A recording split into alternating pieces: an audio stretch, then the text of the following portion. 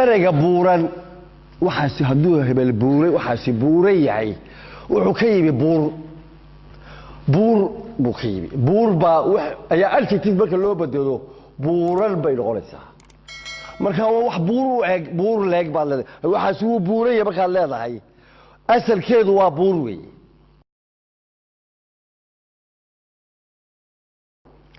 haddaad tiraahdo waxaasi wuu badan yahay asalkiisu waa bad wuxuu ka yimi waa badan baa lodhaya markaa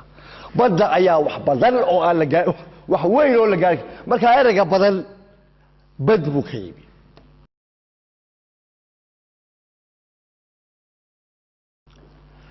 matalan haddaan ku idhaaho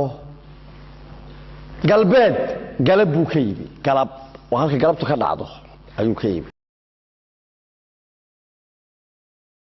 haddaad tidhaahdo waynu dhuumaalaysanayna markala hebel wuu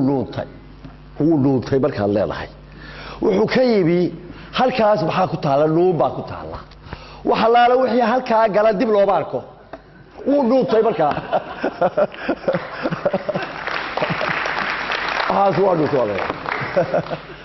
wuu dhuuntay baa laleeyahay markaa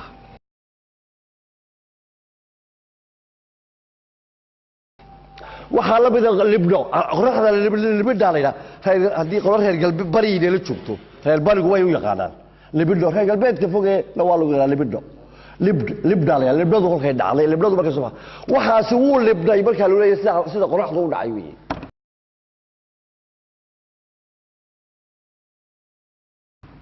cadaanku cadceed buu ka yimi cad waa cadceed buu ka yimi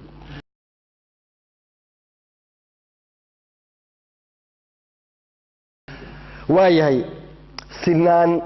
waxay ka tibi labada sine halkaana sin baa ku taalla halkaana sin baa ku taalla sinaan marka laga hadlayo waxaad ka hadlaysaa sida labada sin u siman yihiin ayaa laga hadlaya cadaaladda sinna labada sinay ka tibi halkaa waxoogaa inoo wooma boolida siinaya wey waxoogaa wooma yacni sinaan waxay ka timi labada sine oo isleeg si miisaaman isku leeg waxaasi waa sinaan baa laleeyahay sinaan waaya